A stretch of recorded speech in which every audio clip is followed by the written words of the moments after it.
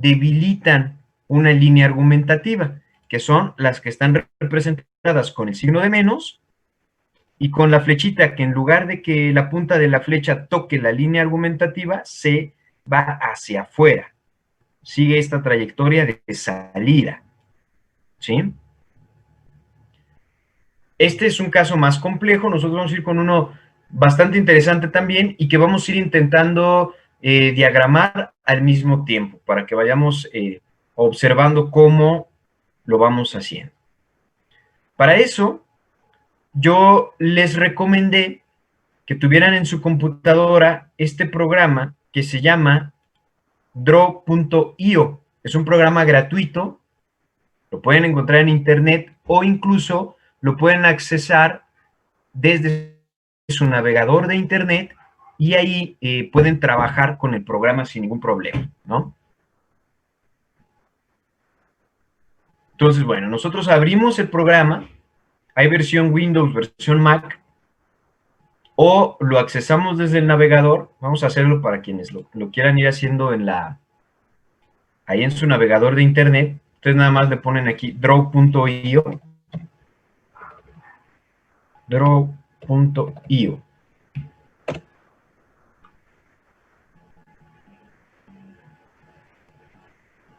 Y listo, ¿no? Es donde lo quieres guardar. Vamos a decirle que lo grabe en el dispositivo. Y ya tienen exactamente lo mismo. Crear nuevo diagrama. Yo voy a poner diagrama en blanco. Este es el de mi computadora. Pero ahora lo voy a hacer también en el que es a través de internet nada más. Para que vean que es igual. ¿Sí? Y aquí incluso les da la opción. ¿Quieres descargarlo a tu equipo, a tu escritorio? Sí. Pero si no quieren, lo pueden trabajar desde aquí igual, ¿no? Es exactamente el mismo. Bueno, yo lo que voy a hacer es que voy a cerrar el navegador, y voy a trabajar sobre el que está en mi computadora. Bien, lo voy a reducir de tamaño para que pueda ver al mismo tiempo el documento en donde tengo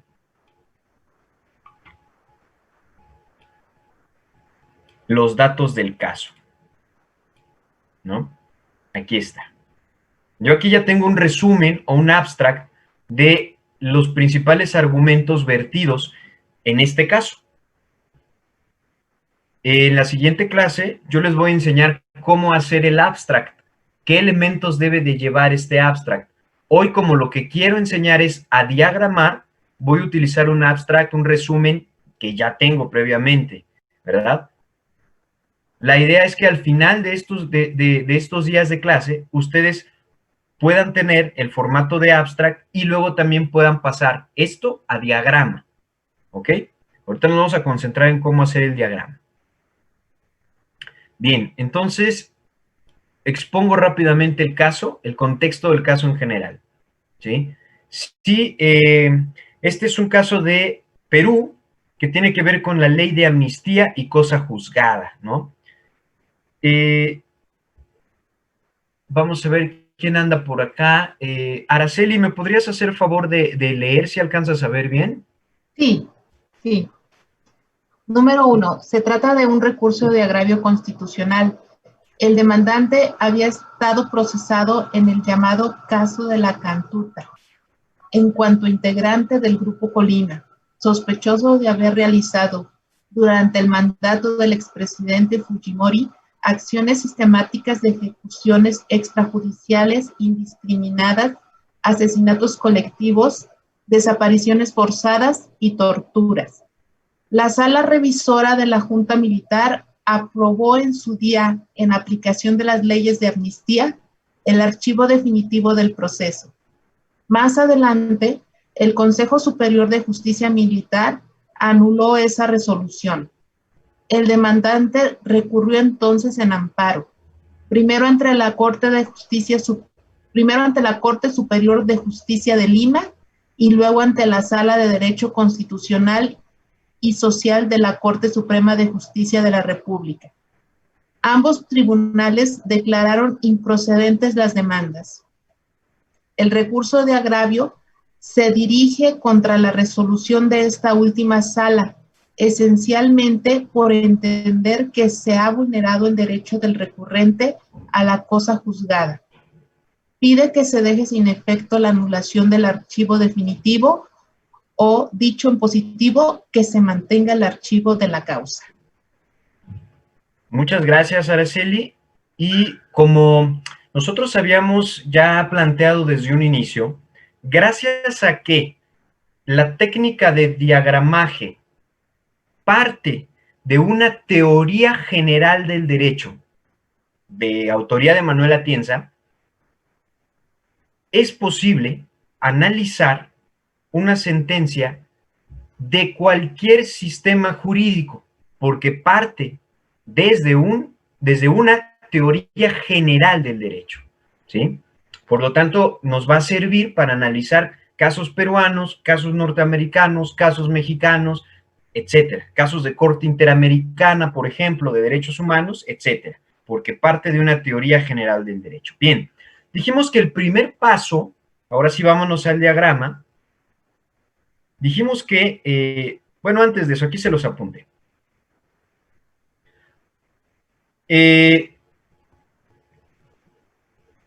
Nuestro primer paso es plantear o descubrir, detectar cuál es el problema jurídico. En este caso, ¿cuál creen que sería el problema jurídico? Vamos a ver, Rocío, ¿andas por ahí?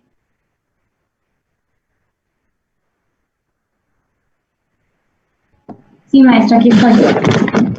Sí, Rocío, muchas gracias. ¿Cuál crees que sea el problema jurídico en este caso?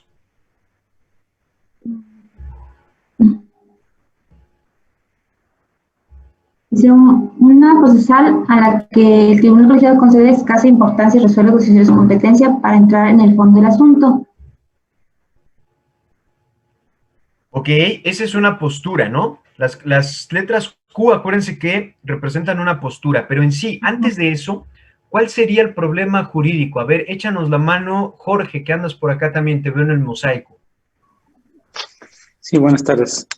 Bueno, una causa que ha sido archivada ya por una ley o una circunstancia de amnistía y que se vuelve a reactivar posteriormente. Se revoca el archivo. Así es, ¿no? Una cuestión que ya se le había dado el carpetazo, la cosa juzgada, y de pronto, pues deciden reabrir la causa y el personaje central, antes de ponerle nombres técnicos jurídicos a cada una de las partes, dice, bueno, yo tengo derecho al olvido, es decir, este es uno de mis derechos fundamentales o derechos humanos, a los que yo debería de tener acceso y el Estado debería garantizar por esta ley de amnistía, ¿no?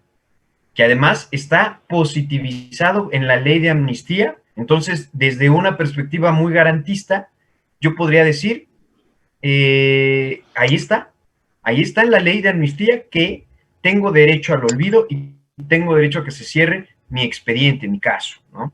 Pero vemos que se reabre, ¿verdad? Y entonces ese es el punto conflictivo en este caso. Por lo tanto, pues aquí vamos a tener, como bien nos decía Rocío, una cuestión primera, que es una cuestión procesal, a la que el Tribunal Constitucional concede escasa importancia y resuelve considerándose competente para entrar al fondo del asunto. Es decir, aquí nos está planteando un problema jurídico anterior al que comentamos en este momento, al que nos explicó Jorge acertadamente. Pero es un problema más chiquito. ¿Somos competentes o no somos competentes? Una vez que se supere ese problema jurídico, llega el otro gran problema jurídico, que es el que nos comentaba Jorge, ¿no? Es una cuestión ya de fondo, que consiste en plantearse si las leyes de amnistía son o no válidas. Déjenme corregir aquí porque me faltó un espacio.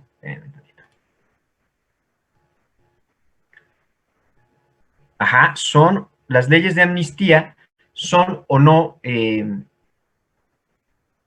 válidas Y si no fueran válidas, entonces no cabría hablar de cosa juzgada y en consecuencia la demanda resultaría infundada. Bueno, vamos a esquematizar los argumentos que plantea la Corte, en este caso, en nuestro programa de Draw.io. Ahora sí, vamos a... Maestro Jorge, una pregunta. Sí, claro que sí, adelante. ¿Por qué nada más se diagrama el presupuesto procesal de la competencia cuando también está el de la vía y el de la personalidad? Bueno, para efectos didácticos, en el ejemplo, efectivamente solo tomamos estos dos, ¿no? Tú puedes enriquecer el diagrama con todas las problemáticas, pero haciéndolo de manera secuencial, ¿sí? Es decir, no porque sean menos importantes, sino que por el continuum procesal o la historia procesal del asunto, hay unos que se tienen que resolver primero y luego le tienen que resolverse los demás. Por ejemplo, la cuestión competencial, la cuestión de la personalidad, etcétera, deben de resolverse de manera tradicional antes que el fondo. Una vez que se tienen ya resueltos estos problemas no más pequeños, sino anteriores al fondo, entonces ya podemos pasar a este otro análisis. Ahorita en el esquema vas a ver cómo le vamos dando un orden a todo esto, ¿sale? Pero sí, vamos, para que no hiciéramos tanto en grande el ejercicio, lo vamos a hacer con esos dos problemas nada más, y lo podemos ir complejizando conforme se vayan detectando los problemas jurídicos, ¿no? Pero muy bien, muy buena observación, Adel. Gracias. Bien, miren. Vamos entonces a mapear esto.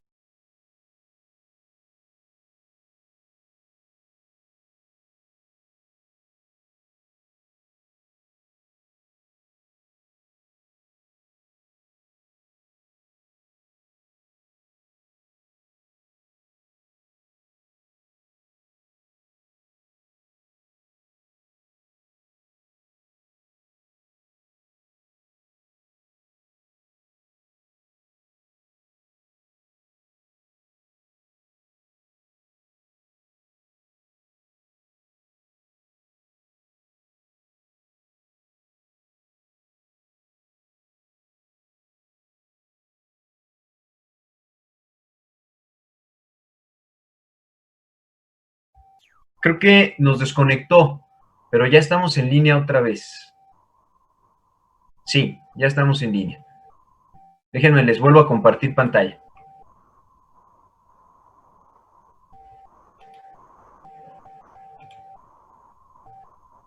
Sí, ahí está, ahí estamos. Bueno, les decía que en este programa es muy sencillo hacer el diagrama porque nada más eligen la figura que ustedes quieran, rombo, cuadrado, la que ustedes quieran, la colocan en el área de trabajo y si le dan clic, doble clic adentro, ya pueden empezar a escribir y el texto se va ajustando a la figura. Así que es muy sencillo hacerlo, ¿sí? Entonces, pongo el problema 1, vamos a ponerle problema 1, que va a ser, ¿es competente el Tribunal Constitucional? Y como Atienza nos decía, todos los problemas jurídicos se pueden solucionar de manera dicotómica, viéndolo desde esta perspectiva meramente analítica. En la realidad es más complejo, pero solo para diagramar, Atienza dice, hay camino 1 o camino A y camino 2. Por lo tanto, vamos a poner si es competente y no es competente. Aquí va a haber argumentos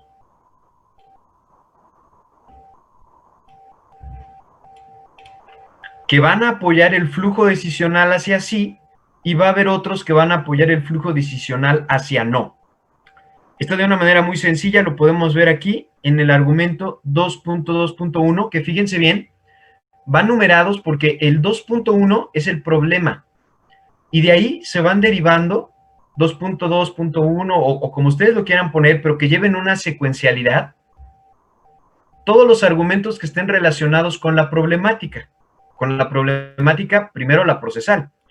Tenemos los criterios a emplear para el juicio de validez de esas leyes vienen dados por lo establecido en el Derecho Internacional de los Derechos Humanos y el Derecho Interno Peruano, la Constitución, que al interpretarlos de manera íntegra y armónica, nos dice, ¿sí?, que existe una confluencia teleológica que deriva de la protección efectiva de los derechos fundamentales de los peruanos.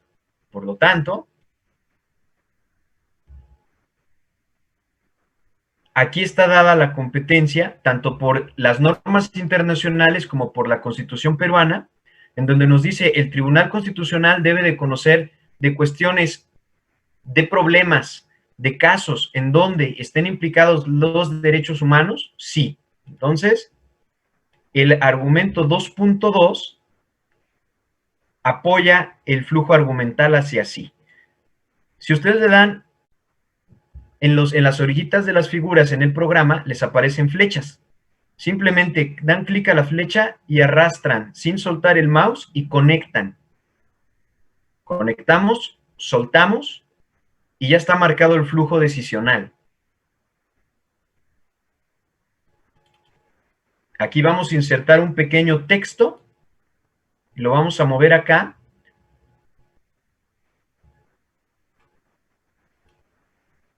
Para ponerle que el argumento 2.2.1 apoya este flujo decisional.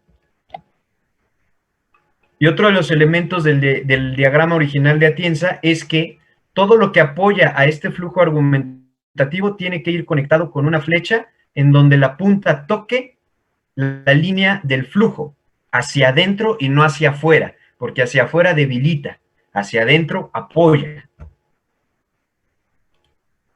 Y ahí está. Para la decisión de no. Para la decisión de no, no hay ningún argumento planteado, porque la cuestión de este problema jurídico es, ¿el tribunal es competente? Sí, sí lo es, de entrada, para conocer, porque se trata de un asunto de derechos humanos, derechos fundamentales, lo menciona ahí, ¿no? Bueno, de esto no hay mucha duda. ¿Superamos el primer problema? Sí. Hay atención a lo que Adrián nos preguntaba. Ahora encontramos un segundo problema. Pero este segundo problema derivado o dependiente de la solución del primero. Si no tiene por qué conocer, aquí se acaba, aquí se muere. Pero si sí, que este es el caso, entonces tenemos un nuevo problema, que es el problema de fondo, ¿cierto? De conocer el fondo del asunto. Bueno, ya somos competentes, entonces vamos a ver el fondo del asunto. Y el segundo es si las leyes de amnistía son o no válidas. En el caso concreto, en el caso específico. Vamos a poner las leyes de amnistía son válidas. Recuerden que estudiar este segundo problema jurídico deriva de que acá decidimos que sí, entonces sigue el mismo flujo decisional. Sigue el mismo camino, la misma ruta. Aquí ya no siguió nada porque no hubo argumentos que apoyaran esta afirmación, o esta negación, mejor dicho, ¿no? Para tener un poquito más de espacio, vamos a mover el problema de fondo al centro.